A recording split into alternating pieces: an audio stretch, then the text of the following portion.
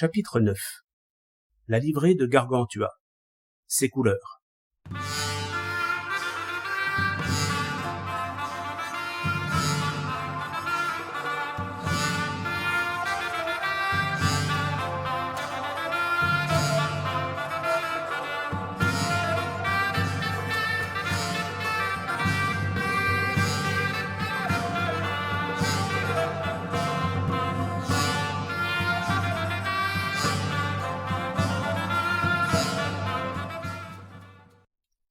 Les couleurs de Gargantua étaient le blanc et le bleu, comme vous avez pu le lire ci-dessus.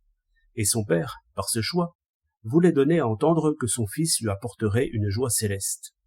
Car pour lui, le blanc signifiait joie, plaisir, délice et réjouissance, et le bleu, chose céleste.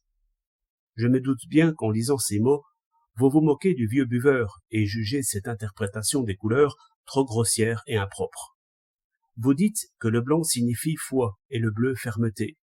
Mais, sans vous agiter, vous courroucez, vous échauffez ou vous altérez, car il fait un temps dangereux, et répondez-moi si bon vous semble. Je n'exercerai nulle autre contrainte contre vous ou contre d'autres, quel qu'il soit. C'est seulement de la bouteille que je vous toucherai un mot. Qui vous pousse? Qui vous aiguillonne? Qui vous dit que le blanc symbolise la foi et le bleu la fermeté? Un livre, dites-vous. Un livre minable, intitulé Le blason des couleurs, qui est vendu par les charlatans et les colporteurs? Qui en est l'auteur? Quel qu'il soit, il s'est montré prudent en ceci qu'il n'y a pas mis son nom, mais pour le reste, je ne sais ce qui doit m'étonner en premier lieu chez lui. Son outrecuidance ou sa bêtise. Son outrecuidance, car sans raison, sans cause ni motif, il a osé décréter de sa propre autorité ce que symboliseraient les couleurs. C'est la méthode des tyrans qui veulent que leur bon plaisir tienne lieu de raison et non celle des sages et des doctes qui satisfont le lecteur par des preuves manifestes. Sa bêtise, car il a estimé que, sans autre démonstration et argument valable, le monde composerait ses devises en se réglant sur ses stupides instructions. Comme dit le proverbe, à cul foireux, toujours merde abonde. Et de fait, il a trouvé quelques laissés-pour-compte du temps des grands bonnets qui ont eu foi en ses écrits. C'est à leur aune qu'ils ont taillé leurs maximes et leurs propos, caparaçonné leurs mulets, habillé leurs pages, armorié leurs culottes, brodé leurs gants, festonné leurs lits, peint leurs enseignes, composé des chansons et, pis encore, ont commis sous le manteau imposture et lâche tour dans la société des pudiques mères de famille.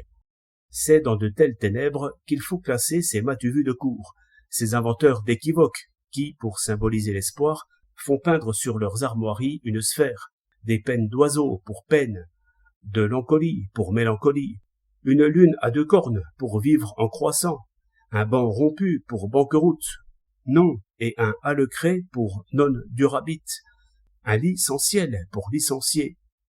Ce sont des ribules si ineptes, si fades, si grossiers et barbares, qu'on devrait attacher une queue de renard au cou et faire un masque d'une bouse de vache à tous ceux qui voudraient les employer en France après la renaissance des belles lettres.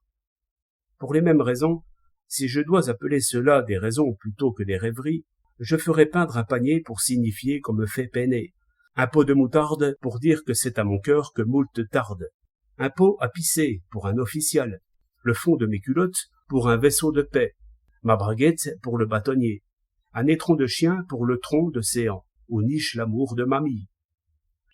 C'est bien autrement que, jadis, procédaient les sages de l'Égypte quand ils utilisaient pour écrire des lettres qu'ils appelaient hiéroglyphes.